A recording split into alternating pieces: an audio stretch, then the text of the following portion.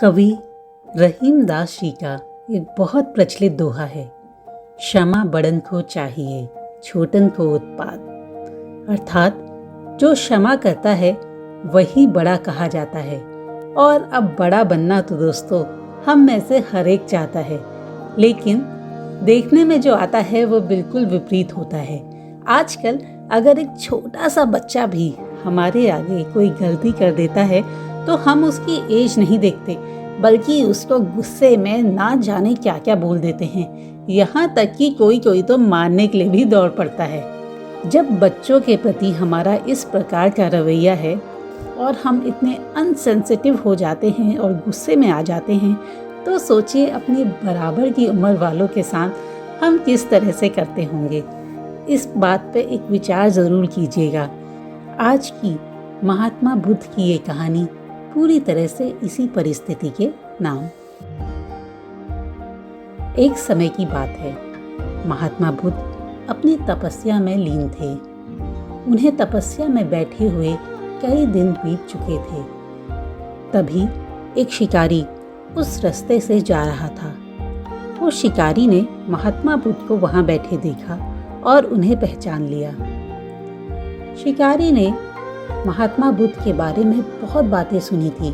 महात्मा बुद्ध के बारे में इतनी बड़ाई सुनने के बाद भी वह संतुष्ट नहीं था।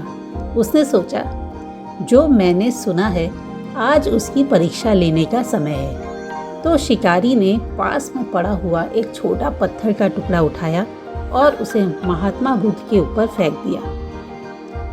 महात्मा बुद्ध ने कोई प्रतिक्रिया नहीं की, क्योंकि उनका मानना था शरीर को तकलीफ होती है, आत्मा को नहीं। अतः शिकारी द्वारा फेंके गए पत्थर के कारण शरीर को कष्ट हुआ, किंतु आत्मा को नहीं। शिकारी कुछ समय तक सोचता रहा। उसने सोचा, महात्मा बुद्ध कोई तो प्रतिक्रिया करेंगे, किंतु महात्मा बुद्ध तो अपनी तपस्या में लीन रहे। उन्होंने कोई भी प्रतिक्रिया नहीं की। शिकारी ने दोबारा एक पत्थर उठाया और फिर से महात्मा बुद्ध के ऊपर फेंका। अब की बार पत्थर उनकी आंख के ऊपर लगा और वहां से खून बहने लगा।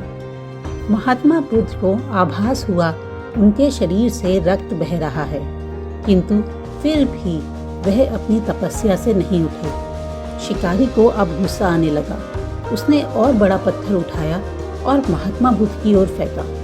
महात्मा बुद्ध के शरीर से अब और ज़्यादा खून बहने लगा। इतनी पीड़ा महसूस कर महात्मा बुद्ध की आंखों से आंसू गिरने लगे। शिकारी ने महात्मा बुद्ध के पास जाकर पूछा, आपको जब मैंने पत्थर मारा तो आपने कोई प्रतिक्रिया क्यों नहीं की?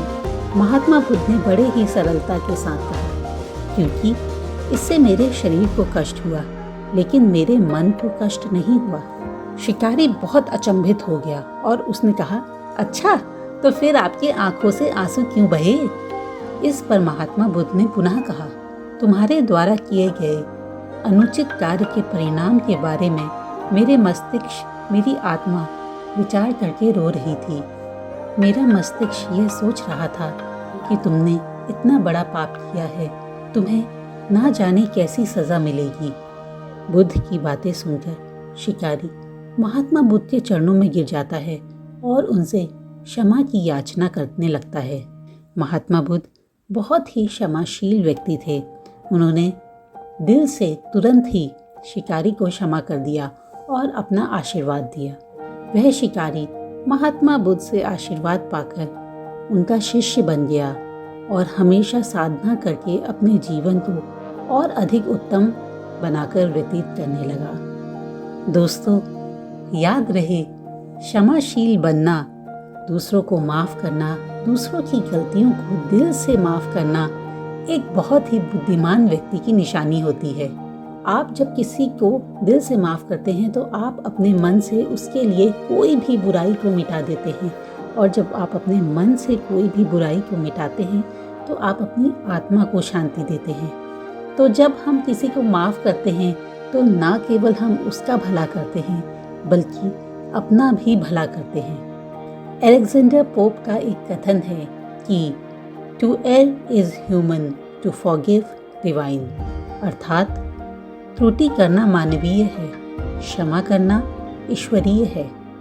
कहते हैं किसी ने ईश्वर से पूछा कि किस प्रकार के इंसान आपके नज़दीक होते हैं। ईश्वर ने जवाब दिया, वह इंसान जो बदला लेने की क्षमता रखने के बावजूद दूसरों को माफ़ कर देते हैं। यानी ईश्वर उन्हीं से प्यार करते हैं जो दूसरों से प्यार करते हैं। दोस्तों, आशा करती हूँ कि आप भी ईश्वर को प्यार करेंगे, साथ में ईश्वर के बनाए लोगों को भी प्यार करेंगे। आशा करती हूँ ये कहानी आपको पसंद आई होगी। जल्दी ही मिलती हूँ एक और रोचक कहानी के साथ।